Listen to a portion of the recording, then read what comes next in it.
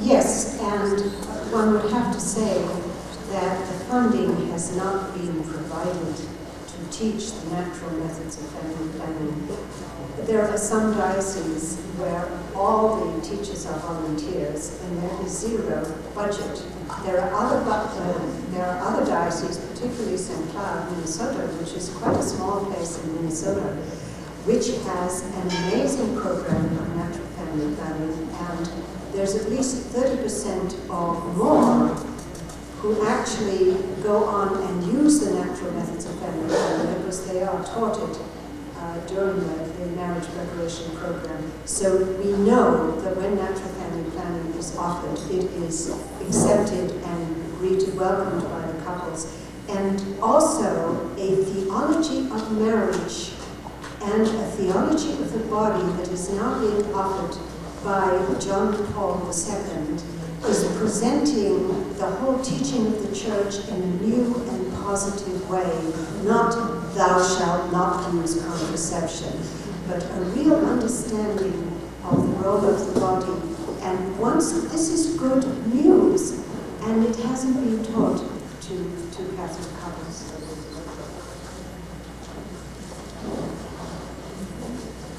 One quick comment. My daughter was taught for 11 years that premarital sex was okay, abortion was okay, adultery was okay, homosexuality was okay, and sometimes bestiality was okay by a priest with a Roman collar on.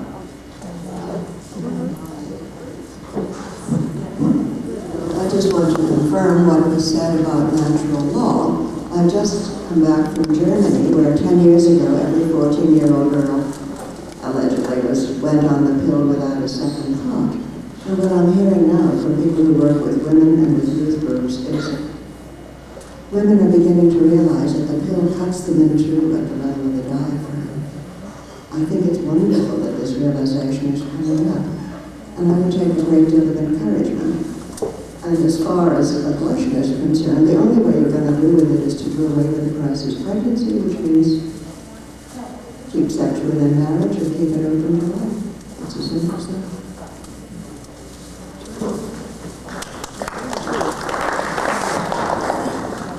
How can we deal with the critique of natural family planning that it interferes with the marital duty to appropriate children and consequently does not fulfill the duties of the marital state? This is one critique I think is frequently leveled by Catholic traditionalists, but I've heard it come up before, and I wonder how can we respond to that? Should I repeat that? Okay. How can we respond to the critique of natural family planning that it interferes with the marital duty to appropriate children when you abstain, for example, from sex? Consequently, it does not fulfill the duties of the marital state. Yes, and why, in other words, isn't it still contracepting if you use it? Yeah. Yeah, the answer is, and the reason you can't understand that is because they don't understand natural law theory. And Humanae Vitae. Humanae Vitae says that as long as you are using the natural fertility and infertility periods during a woman's cycle with good reason, it's okay to plan how to space your children. I don't think you have to be an expert in natural law theory to figure these things out. So I don't think you can accuse natural family planning, but I think that you can put the difference between that and contraception in this fashion. People would have the following kind of thing. Contraception prevents conception. NFP prevents conception, therefore NFP is contraceptive. That's like saying all crows are birds, all eagles are birds, therefore all eagles are crows. It's not stupid in the middle. So why do something like that to show the fallacy in the argumentation? I think that would be one way. So what you're doing is really making different kinds of choices. Those who choose to contracept are A, choosing to engage in an action that they reasonably believe is the sort of kind of an action to which you will likely be given, and B, doing something else. Namely, contracepting, doing something before it, during it, or after it, precisely to impede the beginning of new human life. Contraception is not a sexual act. It's related to a sexual act. I would say that I want to make it clear that contraception is not a sexual act. For example, if I had a daughter who got married, I have someone married daughters, if one of them got married, let's say married while they're still in school, and let's say for economic purposes we want to live at my house, and so let's say that she and her husband would want to have children, and I would think it would be stupid for them to do so, and I fix breakfast and put contraceptive pills in my daughter's cereal. I'd say that she's not contracepting, but I am, so I'm the one who's contraceptive. We have to get some clarity on those kinds of issues.